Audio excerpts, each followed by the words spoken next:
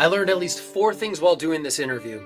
Number 1, if you're gonna film an interview outside in the later afternoon, make sure you bring a good light source so you're not later on editing dim video. Number 2, Ebiye Jeremy was not born ambidextrous. Number 3, Ebiye Jeremy learned ambidexterity after spending 10 years working to develop his non-dominant side in all activities.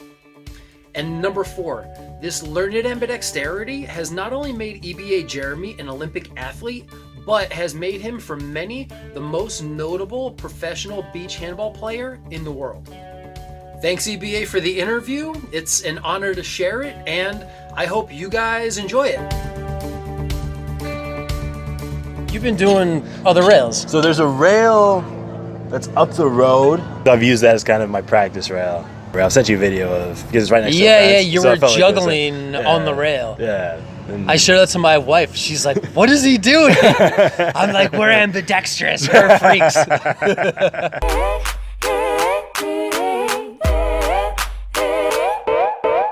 I'm with Ebiye Jeremy, who is it right to say you're the only ambidextrous professional beach and indoor handball player in the world? The only one that consistently scores with both hands, game in, day out. That's safe to say. I was more or less right-handed growing up, and then I started working on my left when I was 15. I grew up playing baseball and said right-handed, so threw righty, batted righty. First base is a little bit closer to the left-handed batter's box than the right-hander's batter's box. So it's a bit of an advantage to be a left-handed hitter in baseball. I thought growing up, like how much better of a baseball player I could have been, considering how fast I was, if I could bat left-handed. I started thinking about what other advantages an ambidextrous athlete could have in sports. Basketball was my main sport. It was my first love. And I thought of the number of moves I could do if I was a quarterback in football, if you could roll out left or right and then throw with the hand you're rolling out, as opposed to having to turn across your body. Because it's a little bit more difficult for quarterbacks who are right-handed to roll to their left, and lefties to roll to their right. And that's a problem you eradicate if you can just throw whichever hand is biomechanically advantageous for you to use. It just makes you a more versatile athlete. And the thought of the potential positives and the benefits in being ambidextrous led me to work on my left hand starting when I was 15. What was that learning process like? Was it frustrating at first? Did it appear to come natural for you? First thing I did, as any millennial high schooler would do, is do a Google search. And most of the articles that I found at the time just suggested writing. I just tried to write the alphabet, and it literally took me an hour because my left hand, it felt like I had Tourette's. I was like, just trying. Like I was just there's so little fine motor control. I was like shaking like this. I started trying to do just all the little things in my day, like brush my teeth, eat, just little things. Everything I did was cognizant to try to do on my left. And that first month into that ambidexterity journey, I found a video of a switch pitcher, Pat Vendetti. Do it with both arms. It's a good switch pitcher. Strike is facing the righty. Strike him out. He, as a switch pitcher, faced a switch hitter, and they kept on switching sides back and forth, and it went on for 10 minutes. It was this really comical deal. And growing up as a baseball player, I thought it was the most hilarious thing. So let's take the viewers through this here. He came up as a right-hander, but on deck he was a lefty. And then he switched over. Well, it's okay if you're on deck as a lefty, but then when you get up there, if you switch, fine. But now that he started to go back and forth, righty-lefty, righty-lefty. And obviously, Vendetti, after a while, thought, this isn't funny. And now he's been standing out there for about 5 or 6 minutes, getting cold. Now he's got to warm up both arms. MLB over a century ago said they had like four men who were switched I found on pitchers. Wikipedia there's like 2 or 3 guys, but unfortunately there isn't any footage of them because it was so long ago. Yeah, we don't ever really hear of Pat Vendetti's. And the only reason that he's really any different is because his dad just taught him how to throw left and right-handed since the age of 3. When he was young. Do you practice ambidexterity in pretty much everything? Do you have limitations? At the time I got into it, I made a very concerted effort to do everything I could ambidextrously. And it's more or less a way of life. at this point, where if I'm learning any new thing, I try to be cognizant of learning on both sides and really learning it on whatever side I find less intuitive initially. Like if I learn a new skill and I try it on one side, try it on the other side, whatever side I struggle with more is the side I try to learn how to do that skill. I found from a cognitive perspective, that's how I've reaped the most reward. But essentially manual transfer learning is how I approach cognitive development and skill learning in my day-to-day life. When we were last hanging out, you mentioned just some insight that I found really cool, just that why we don't see more of this in high schoolers who are playing, younger kids, because it takes time to develop. And you have high school where you could be playing ball and you're only at high school for 4 years. So how much of your time are you going to waste practicing ambidexterity, because you're never going to get to a point typically unless you're brought up younger practicing? I mean, what would you say to any high school kid who might watch this video and say, you know what, I want to be the best I could be in my sport. Could I get to becoming totally fluent on my non-dominant side? Or even if I don't, is there still value in practicing on my non-dominant side? Do I focus more on my strengths and hone those in to get to the next level, or do I spend some time building up a weakness? And I tell people, you take a step back to ultimately take 3 steps forward. The earlier you start, the better. Like if I could, I wish I started when I was 3 years old, like Pat, as opposed to 15. Be cool. And that's another topic, the why we don't, because growing up, I never knew of anyone who was like, hey, work to develop your non-dominant side. It was never, even now I talk to people about it, and they're like, what are you talking about? Why? You can do more reps, you can actually train more if you incorporate your non-dominant hand. As a baseball player, I could throw a ball 100 times before my arm gets fatigued to a point where I can't do any more throws. As an ambidextrous athlete, if I do 75 throws to my right and 75 throws to my left, I get 150 throws in. So I'm getting in more reps from a neurological perspective, and I'm also getting in more reps from 2 different perspectives. So I have more of a spatial understanding of whatever skill it is that I'm learning, while simultaneously feeling less fatigue. If you could perform ambidextrously, there are a number of benefits across a multitude of sports where you offer yourself options that a unilateral dominant person does not have in competition. I skateboarded all my life since the age of 12. And I had to stop when I was 22 just because my body couldn't handle it anymore. So I spent those 10 years standing on one side of the board, pushing on one side, jumping on one side, falling on one side. And after chiropractor I was going to, I was like, oh my God, I can't do this anymore. And it was my first year living out in San Diego. You know how hard that is to live in Southern California after growing up in Pennsylvania to go and skate when you can't. And so it was about a year into that I had said, you know what, there's one thing I haven't tried, and it's skating switch. And I couldn't do it. I quote couldn't do it. Just like how you described the handwriting, it just looked terrible. I could barely push, certainly couldn't do any tricks, couldn't try to ollie, couldn't anything. But my body didn't hurt. So I went back to it, and then I kept going, and then a few years later, I'm able to do some tricks. My body's feeling great again. I wasn't having to go to a chiropractor anymore. And then one day I went back to skating regular just to see how I would do, and I found I was immediately able to do new tricks that beforehand I was never ever able to do. So that's my own personal commercial for the ambidexterity, and now I can walk on handrails, and you can too now. Yeah, this guy inspired me to get into urban rail walking. Well, you flattered me when you said, well, you just recently came back from Brazil, and you felt that since you just been trying urban rail walking, here and there, that you've been feeling a bit of a difference. Yeah, I feel as if there was something I tapped into from a spatial intelligence standpoint that wasn't there before, and notice the balance when I'm attacking either left or right, and if I'm moving horizontally and trying to do a 360, I'm still landing on my feet, which I wasn't doing as well beforehand. Just feels as if my rotational spatial intelligence has gone up another level since I started doing the rail walking. Now, I saw a video of you doing the 720 goal and beach handball. That was cool. Here. Oh, really? Just around the corner. What was that like for you to be able to do that? How do you describe? Because even you watch it in slow-mo, and I mean, how do you do that? On your approach, you pick up where the goalkeeper is.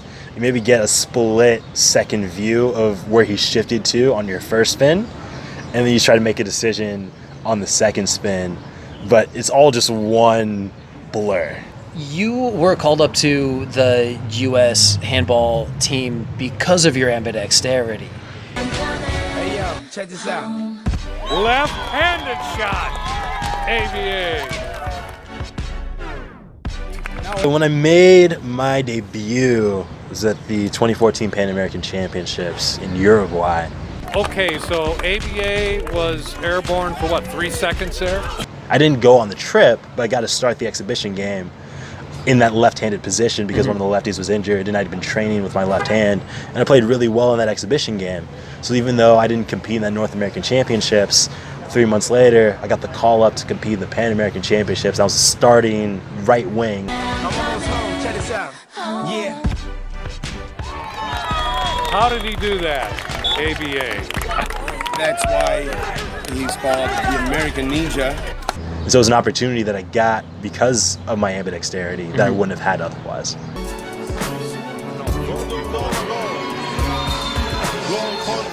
It's real privilege to watch you do Dama.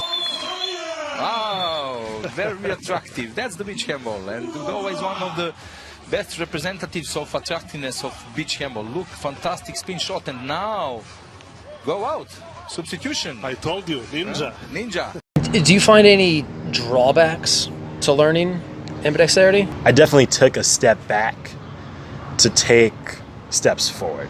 And I had games starting off where I missed every shot with my left hand. I'm not going to say that I was this ambidextrous prodigy that I started working on my left hand and was like, oh, here's the skill I didn't know that I had. I was good enough that I was able to make a national team, but I wasn't delivering world-class performances with my left hand. It still took a couple years beyond that as well. And once you develop proficiency with it, I wouldn't say there are any drawbacks, but it takes time. And you also are walking a little bit of a solitary journey because there aren't too many ambidextrous people and even fewer ambidextrous athletes.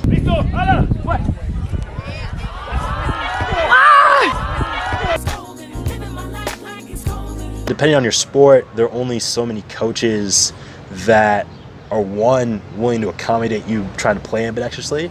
I did have some resistance for my first national team coach, and I remember when I had my first professional trial in Sweden, the coach was like, if you play for me, you can only use your left hand. It was an acknowledgement of the progress I made to that point, but my ultimate goal with this was to be an ambidextrous player. And I need to get back to the place I belong to. Great pass by Magic Ebiye. No looking pass. I saw that. Your other hand will get better even if you aren't training it. Just because when you develop a more holistic understanding, and there are a number of neurological benefits as far as when you work on both sides of the brain, you develop your corpus callosum, just your overall understanding with spatial movements grows to a level that you can't really access if you do things unilaterally. Throughout this entire process, as I've learned and developed my left, I've learned things about my right that I wouldn't have become aware of if I didn't have that training with my left to kind of serve as a teacher, as an example of, oh, there are things I do better on my left than my right, there are things I don't do as well, there's a certain fluidity that I do in this motion with my left that I realize that I don't have on my right, but I wouldn't have noticed if I didn't actually have my left and be able to compare and contrast the two. I was fortunate enough to meet Michael Lavery the month after I started this journey, and he's been my ambidexterity mentor of sorts over the past decade. He's given me a lot of invaluable information and advice to help streamline my ambidextrous training and inspire me to really push the envelope. How I perceive the world is a little bit more balanced, and the perspective that I have on things I feel is just a little bit greater coming from an ambidextrous training background as opposed to just seeing things from one side. Any tip for that person who's considering diving into this and trying it out for themselves? Just one, just start with the smallest of things. Turn on a light switch. You may not be cognizant of it, but you probably turn on a light switch with the same hand more often than not. We start with little things. Just one, it develops a body awareness, and there's so many hidden benefits and things that you unlock throughout a journey. You mentioned you being able to walk rails for the first time in your mid-30s, and I found that there have been a number of things that I've picked up recently that I haven't really trained or didn't necessarily take a class on, but I was able to do. Like this past year, I got into zouk dancing. I really think it's really popular in Brazil. I picked it up really just from watching other people do it, but I felt as if because I have this holistic movement understanding and spatial intelligence that I've developed through training ambidextrously as an athlete over the past decade, that I was able to pick it up. Learning a new activity. Just learning a new activity without like really getting to like a formal lesson on it. And I was just able to watch other people do it and kind of figure out. So it's kind of like someone who's already bilingual picking up a third language. Exactly. It streamlines the process for you to learn new things. I think it makes you a better learner. With us doing the urban rail session we had today, just watching you figured out the turn, and then I went for my first turn. I did my first turn today. So I mean, there's a accomplishment for the both of us today. But I feel as if those type of moments where I learned something new just through looking at somebody do it for the first time is something that I'm able to do now that I wasn't able to do before I started training ambidextrously. You'll start to notice little accomplishments, and I remember being 15 and just like, scrubbing down a window like smoothly with my left hand felt like the biggest accomplishment in the world. And you almost feel as if there's these rush of neurons going in your brain, and you feel this mild euphoria when you learn new movements or figure out new movements with your left hand. It's a fun journey. It's hard. Yeah, it is. But it's there's really that a fun awkwardness. journey. There's that when my left hand does this, the right hemisphere has to fire off for the first time, and for most all of us, we will say, "Dude, this is awkward. I don't want to do." That moment when it's like, "This is awkward," that's the brain doing the work. That the more you do that, it paves those grooves more and more that you can then do it, and then corpus callosum's like, I guess we're doing this. And then that thing gets bigger, and then your world changes. Got a number of handball related accomplishments. I didn't start till I was 22. 22 is when we won Pan Ams. I was MVP of the last North American Championships this past July.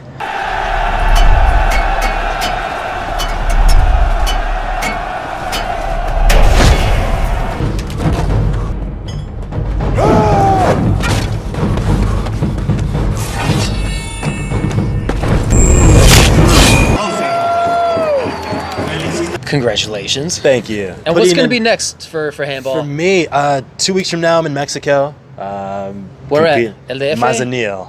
There's a competition that I competed in with a couple of my American guys, and I was MVP of the tournament last year. We came in third, so we're hoping to win it and hoping to repeat as MVP.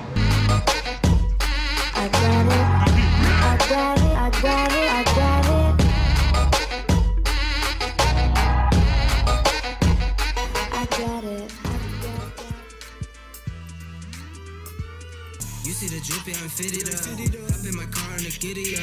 Secure the bag, yeah, I get the bus. I'm at a fun stage in my career now where I've developed a fluency with both of my hands, and I'm really just pushing the envelope of how I can leverage the fact that I can utilize my right or left hand to really be a right and left-handed player. And I'm just having fun with it. It's just fun for me to train now, and I'm just trying to figure out how to become a more intelligent athlete every year and do so ambidextrously.